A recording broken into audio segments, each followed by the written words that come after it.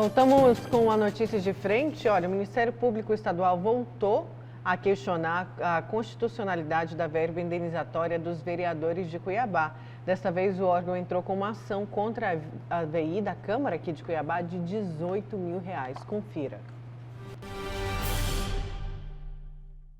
Quem entrou com a ação foi o Procurador-Geral de Justiça de Mato Grosso, José Antônio Borges. Segundo ele, a verba indenizatória dos vereadores no valor de R$ 18.900 se torna inconstitucional, já que o montante é 119% maior que o salário recebido mensalmente pelos vereadores. Em janeiro deste ano, os parlamentares receberam R$ 15 mil de salário e R$ 18 mil de verba indenizatória. A lei que prevê a verba foi aprovada pela Câmara Municipal de Cuiabá e sancionada pelo prefeito Emanuel Pinheiro no dia 15 de janeiro. A Câmara Municipal de Cuiabá se posicionou até o momento através de nota e disse que ainda não tomou ciência dos termos da ação proposta pelo Ministério Público Estadual. Já a população questiona a verba indenizatória acima do valor do salário dos parlamentares. 18 mil? É muita coisa. Uns 10 mil para eles tá bom, ou menos.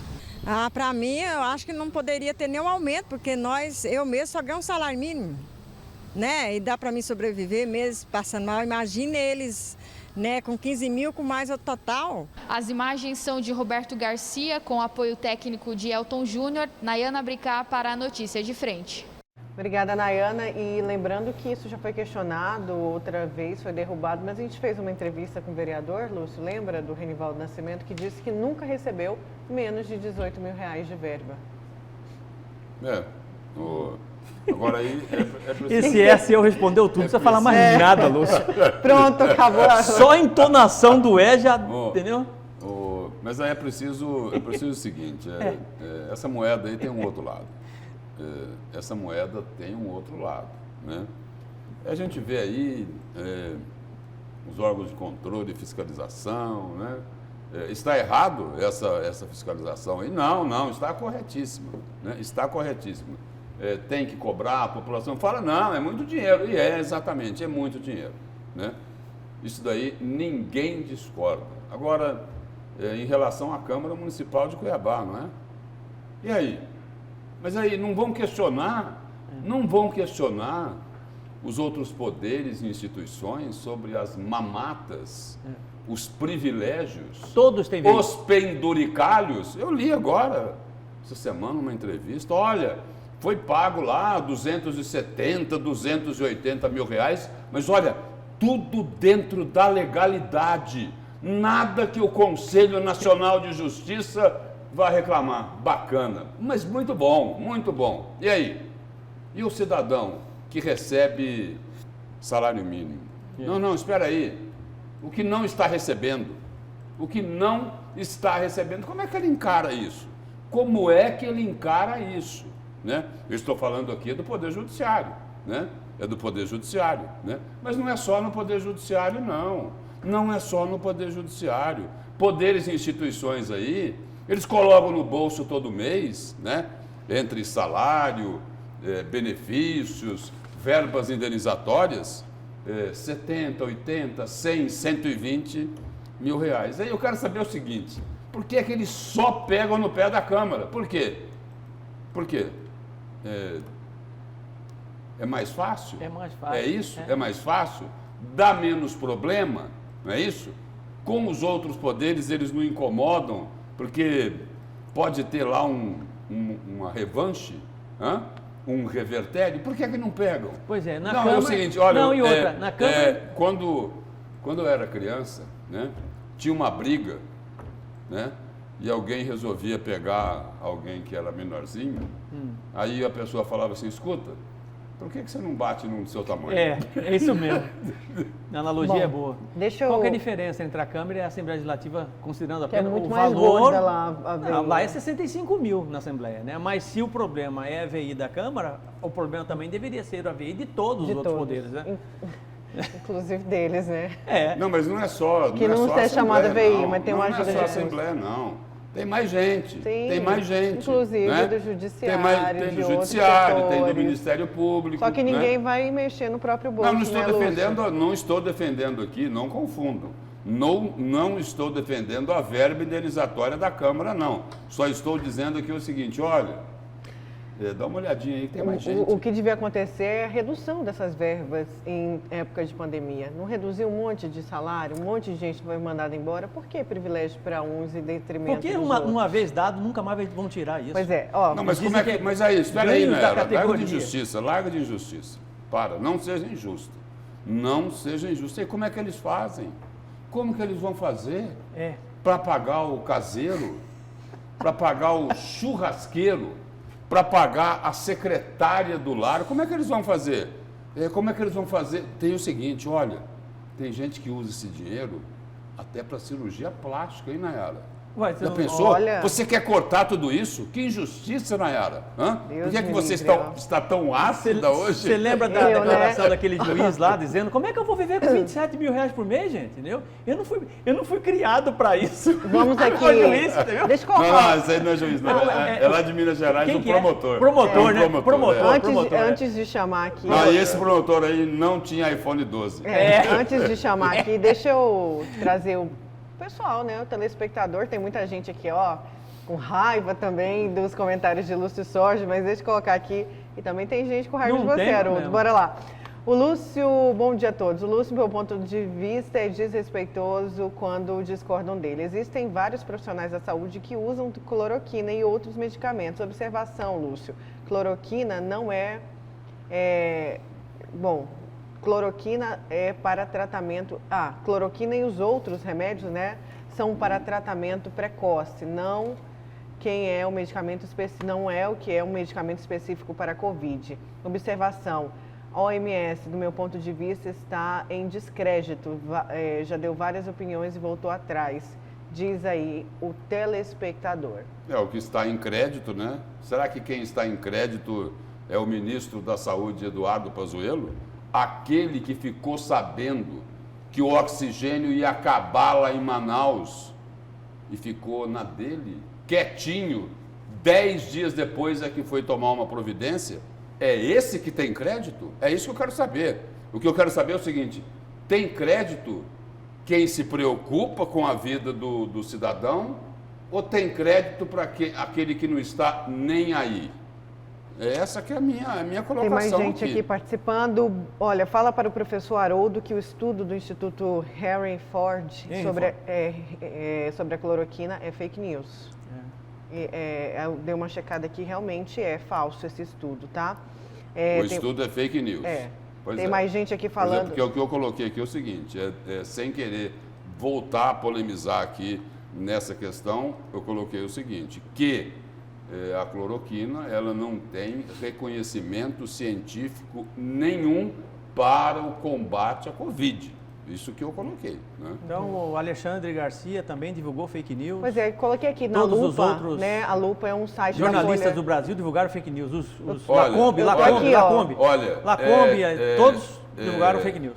Alexandre Garcia, então, né? É preciso a gente olhar bem o que ele escreve e o que ele fala também. Né? É porque é o seguinte, não é só a Covid que está contaminando nesse país, não. Tem outras coisas muito contaminadas, né?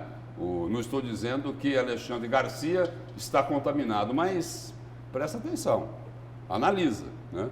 Pois é, tem aqui na Lupa, que é o site da Folha de São Paulo, né, que verifica o que é fato e o que não é. E a notícia também que foi divulgada na própria rádio da TV Vila Real, da Rádio Vila Real.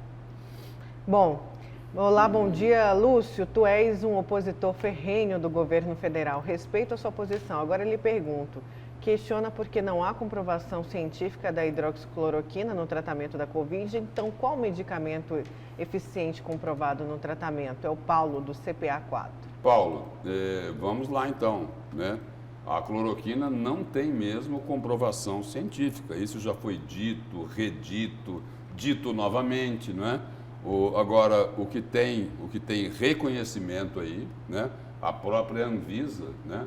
Ela fez a análise aí de algumas vacinas, né? Umas com uma taxa de eficiência ou eficácia, umas com um percentual maior, outra com um percentual menor, mas a vacina, Paulo, é o caminho. É o caminho para livrar a população brasileira da doença, da morte, para livrar a população brasileira do desemprego, de não ter o que colocar na mesa para dar de comida para os filhos. É a vacina, não é a cloroquina. Tá, bom, deixa eu só rebater a sua afirmação de que é fake news. Não, do ouvinte. E eu fui do ouvinte, então, está errado. Do ouvinte já, do telespectador. Pois é, olha só. Então, a CNN está errada, o UOL está errado, tá? Estão todos errados. A Folha está errada, estão todos errados. Então está todo mundo errado. O que diz aqui o UOL? Estudo do Henry Ford Health System é insuficiente para provar questões de cloroquina. Estudo americano vê resultados positivos da hidroxicloroquina para a Covid-19, CNN Brasil. E outra, eu vou buscar publicação internacional aqui em inglês para trazer a fonte real. A primeira que você leu aí disse o seguinte, que o estudo do Henry Ford é insuficiente. Mas não é fake news. Não. Mas não é fake news. Não, mas você disse o diferente. Eu disse o que disse a CNN. O estudo não aplica. O que eu disse, o que disse a CNN, o que disse o Alexandre Garcia, o que disse o Lacombe.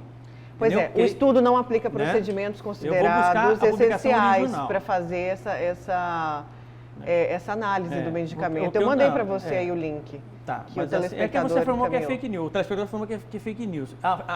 Eu busquei 2 fontes anteriores de jornalistas respeitados no Brasil e alguns sites que publicaram sobre a questão da análise da Henry Ford com relação à hidroxicloroquina.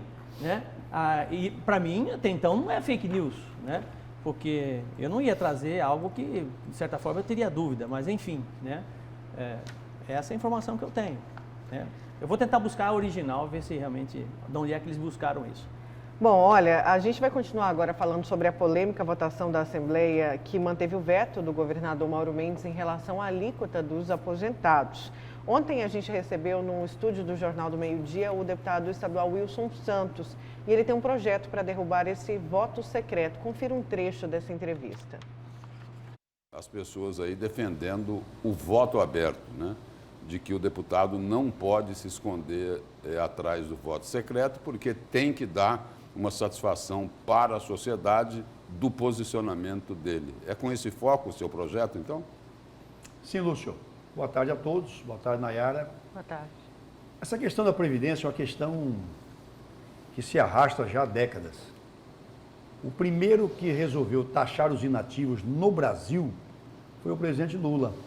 Em 2003, eu era deputado federal, ele encaminhou uma emenda à Constituição que ficou numerada com 41, a PEC 41. Naquela oportunidade eu votei contra, inclusive usei a palavra na tribuna, contra a taxação dos inativos. Depois eu passei pela prefeitura, Lúcio. Fiquei ali mais de 5 anos, não permitia a cobrança dos inativos. Eram apenas 2 prefeitos de capitais no Brasil que agiam assim. No Rio de Janeiro, o prefeito César Maia, em Cuiabá, eu não permitia a cobrança da contribuição previdenciária para inativos. O professor Eremita, não sei se ainda é presidente da associação, Nilo, todos eles participaram desse trabalho. E agora, essa matéria foi votada 3 vezes na Assembleia. Antes dessa votação do veto, ela foi votada 2 vezes. 2 vezes abertas. Em primeira e segunda votação, só que aberta. Exatamente. De primeira que foi a questão do mérito. Eu fui o 13º voto. Precisava-se de 13 votos. Eu fui ao governador e ao secretário Mauro Carvalho e disse, nessa questão, mesmo sendo da base, eu vim comunicar que votarei contra, para manter a coerência minha. Eu sempre votei contra a taxação de inativo. Então, agora, nessa análise do veto, o senhor votou pela derrubada do veto? Eu votei pela derrubada, eu sou um dos 11 votos. Eu votei pela derrubada do veto, porque eu tinha votado na Câmara Federal em 2003. Como prefeito, eu não aceitei taxar. Na primeira votação aberta, votei a favor, fui o 13º voto. Na segunda votação aberta, votei a favor dos aposentados. E no veto, eu votei pela derrubada do veto. Agora, eu não quero causar tumulto, para que isso não volte a acontecer. Eu estou propondo, como você disse, entro amanhã com um projeto de emenda à Constituição do Estado e um outro projeto de resolução, 2 projetos, propondo o fim do voto secreto na Assembleia Legislativa de Mato Grosso. Apareceram lá no sistema de votação eletrônica 11 votos a favor dos aposentados, ok? Aí depois é o seguinte, aí o próprio jornal A Gazeta publicou, nas redes sociais, 13 disseram que votaram a favor. Aí o deputado Lúdio Cabral falou, olha, tem lobo na pele de cordeiro. Aí a minha pergunta é a seguinte, qual a contribuição do MDB, né, nessa votação que analisou aí o veto do governador Mauro Mendes lá na Assembleia Legislativa? O MDB participou de que forma dessa votação, deputado, na opinião do senhor? O MDB de Tiago Silva, de Janaína Riva, do doutor João José, né? Você respondeu, o voto foi secreto. O voto foi secreto, né? E também não houve nenhuma orientação, porque geralmente o líder sobe à tribuna e orienta. Olha, a base vote assim. É o líder da oposição, a base vota assado. Então não houve, o que eu posso dizer do MDB e das demais siglas, é que nenhum líder partidário subiu à tribuna para orientar a sua base. Agora, não tem como, é chutômetro. Tem pôster desse que eu apareço como votei a favor. No outro eu votei contra. Tem pôster que o deputado Moreto votou. O deputado Moreto estava quase entubado em São Paulo. Nem participou da sessão. Quer dizer, tem pôster que ele votou assim, assado. Então, para acabar com isso, é acabar com o voto secreto. E passa o voto, acabar com o voto secreto? Porque já teve parlamentar que se posicionou dizendo contrário a esse projeto do senhor. Olha, eu acho que não dá mais, né? A sociedade está exigente, as redes sociais exigem, não tem mais espaço para voto secreto. Eu vou apresentar o projeto para acabar com o voto secreto, tanto em nível de Constituição, como também para o regimento interno da Casa, e espero que passe, para que as coisas fiquem transparentes. Toda a minha vida eu votei essa questão, todas eu votei aberto. Votei contra o projeto do Lula, que começou isso, na prefeitura não cobrei, as 2 vezes abertas votei e agora fiquei como se tivesse votado contra. E eu votei a favor. Por que eu não consigo provar? Porque o voto é secreto.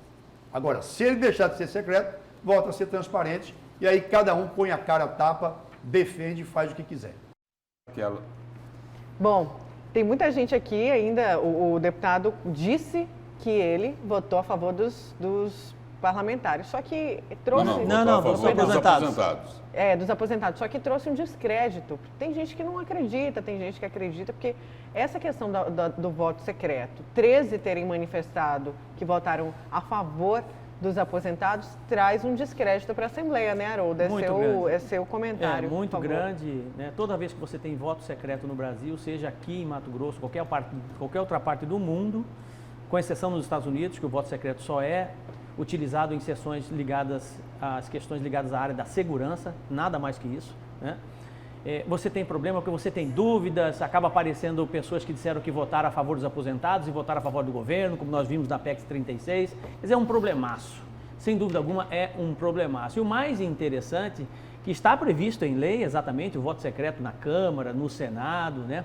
Mas desde a Carta de 37, desde a Constituição de 1937 ainda, outorgada por Getúlio Vargas, ainda do início do Estado Novo, em plena ditadura, uma carta difícil, dura, com um teor um certo teor democrático, lá na carta estava escrito bem forte, bem em letras garrafais, o seguinte, olha, o voto secreto será proibido, porque teremos, se não for assim, teremos parlamentares nas mãos de um executivo tirano. Essa frase está lá na Constituição de 1937, já prevendo exatamente tudo isso.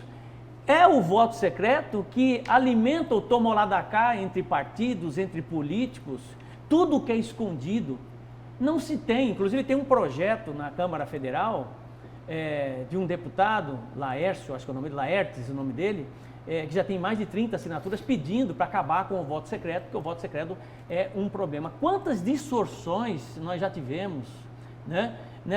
Em situações que o resultado poderia ser muito diferente. Esse mesmo da questão dos aposentados aqui, que está causando toda essa indignação por parte da sociedade e essa desconfiança por parte dos deputados que votaram, Foi unânime o apoio aos aposentados na primeira votação e agora, de certa forma, 7 traidores dentro desse conjunto de parlamentares que o Lúdio falou que já tinha conversado. Quer dizer, é um problema seríssimo, sem dúvida alguma, a questão do voto secreto. Agora eu lhe pergunto, dá para ter democracia sem transparência? Não dá. Que democracia é essa que tem que ter voto secreto? Eu não legitimo o legislador, nem você legitima o legislador a votar secretamente. Eu preciso saber qual é o comportamento político dele, saber exatamente o que ele pensa de A, o que ele pensa de B. Por mais que seja difícil a votação, por mais que seja difícil aquela pauta, complicada aquela pauta, eu preciso saber o comportamento do deputado que eu votei, do vereador que eu votei, do senador que eu votei. O que tem para esconder? O que tem para esconder que a sociedade não pode saber? Então, nós temos que aproveitar, sobretudo, esse momento em que, de certa forma, a gente está ganhando uma certa maturidade política, porque o embate político é muito bom. Tudo isso que você vê aqui entre eu, Nayara e o Lúcio, né, esse embate político, o contraponto, a análise, a tese, a antitese, a síntese, tudo isso é fundamental para que haja um crescimento político, né, no país, consciência política, para que a gente possa melhorar, aproveitar essa onda de embates, né, na Câmara Federal, aqui nas Assembleias Legislativas, para realmente acabar com esse tipo de assinte. Porque o voto secreto não cabe mais. Mas passa esse projeto do Wilson? Pois é, o Botelho diz que não tem futuro, né? O que não deve ter futuro nesse país são os políticos da velha política dessa que quer manter exatamente esses instrumentos de controle. Instrumentos de controle que você pode agir na surdina, esquecendo exatamente a sociedade, o eleitor que votou naquele deputado, precisa saber o comportamento dele. É exatamente essa a intenção do mal político, transformar um instrumento de transparência para a sociedade, que é o voto, que não pode ser secreto, tem que ser completamente aberto, em algo que possa servir até mesmo para propinagem, para corrupção. O voto secreto alimenta a corrupção. Tudo em nome da defesa das minorias. Esse é o slogan que eles defendem. Olha, o voto secreto só existe nas Assembleias Legislativas, no Congresso Nacional e no Senado, para defender as minorias, para defender a vontade das minorias. Conversa fiada.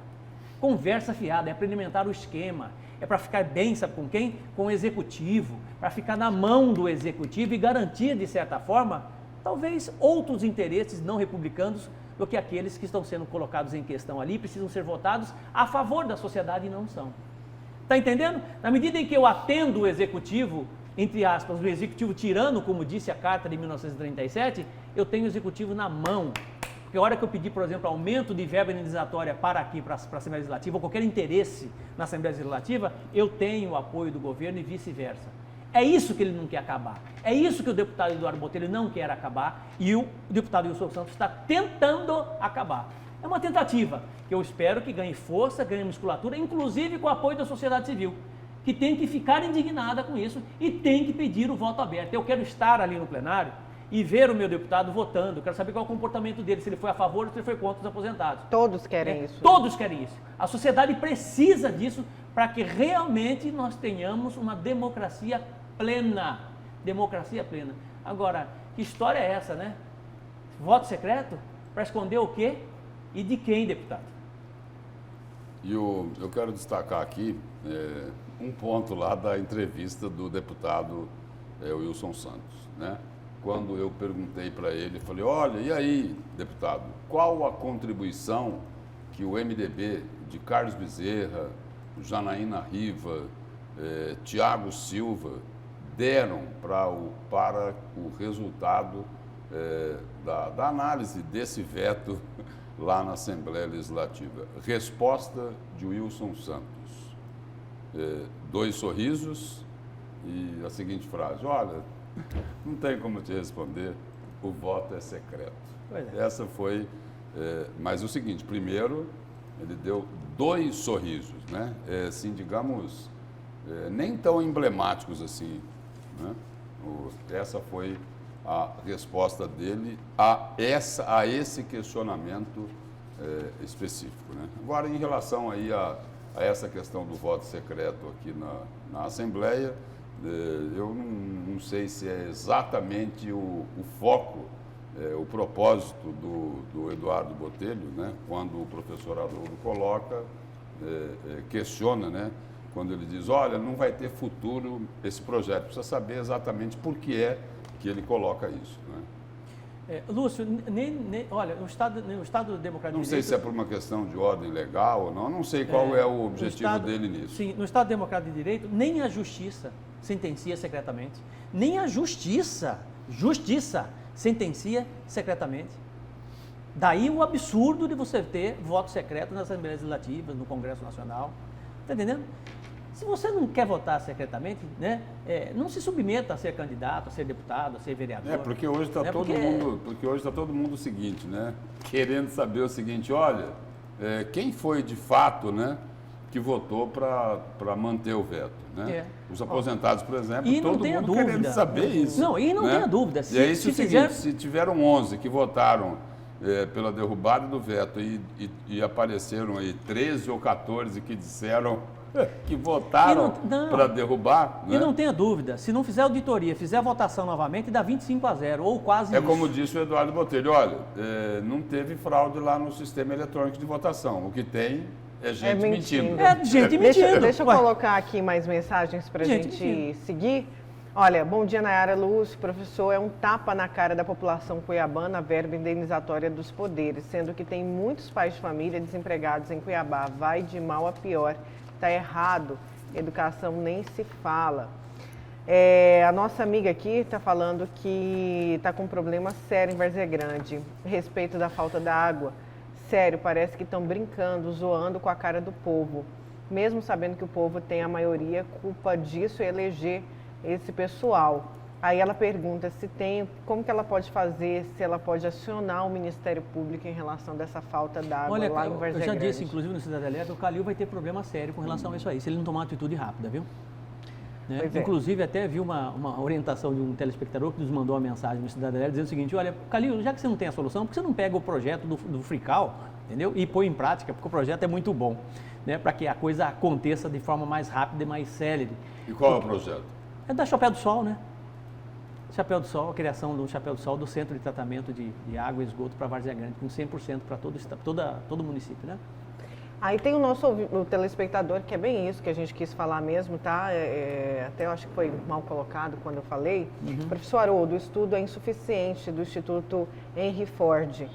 Não é fake news a realização do estudo, mas os resultados da forma que se colocou são fake news. A FDA e a Anvisa proíbem o uso, a FDA, que é a Anvisa, né, dos Estados Unidos, proíbe o uso da cloroquina nos Estados Unidos. Eu não estou aqui defendendo a hidroxicloroquina, estou apenas repassando, né, uma leitura que foi feita por jornalistas renomados no Brasil, sites importantes no Brasil, e eu não li o teor por completo da leitura do Instituto Henry Ford, né? A gente até comentou aqui que fez ali uma análise de um grupo que morreu menos, realmente tomando cloroquina, mas um outro grupo que morreu mais. Mas essa análise existe, né? Isso é importante. Um outro grupo que acabou morrendo mais ao usar a cloroquina, ou seja, então o estudo aí não mostrou, na verdade, nenhuma eficácia ou também não falou que o remédio não é bom. É um estudo que não está completo. Parcial, não está completo. Olha, não é o caso do professor Haroldo, não é o caso do professor Haroldo, mas esses jornalistas, né, de um lado e de outro, né, das grandes redes, dos grandes jornais, eles não podem colocar uma determinada notícia como verdade absoluta se não existe uma comprovação para aquilo que eles estão dizendo. Né? É necessária essa comprovação, porque é o seguinte, porque senão eles estão vendendo uma informação falsa à população. Aí eles vendem uma fake news e muita gente pode acabar embarcando nessa conversinha fiada. Você pega, por exemplo, nessa conversa fiada. Você pega, por exemplo, o jornalista que tem 2 milhões de seguidores no YouTube e grava todos os dias, né? E fala, entre aspas, com uma certa propriedade, com base em alguma coisa, para você que está aqui muitas vezes, né, você fica achando que realmente aquilo ali possa ser uma verdade. E vai lá na comprovação científica, desmente. Não bate 100% muitas vezes. O que tubarão do jornalismo falou. É difícil você, né? Olha, vamos antes do intervalo rapidinho com os dados da Covid aqui, que foram divulgados pela Secretaria Estadual de Saúde. Os casos em Mato Grosso, 234.154 casos, com 220 mil pessoas que já se recuperaram. Infelizmente, a gente chega à marca de 5.485 óbitos por essa doença, né, mortes por essa doença, e tem 68,9% de taxa de ocupação de leito de UTI. E nas últimas 24 horas foram notificadas 1.063 novas confirmações do caso e 22 mortes aqui no estado de Mato Grosso. Vamos para o intervalo, gente. Na volta tem auxílio emergencial. Vamos falar aí do auxílio emergencial, a gente já volta.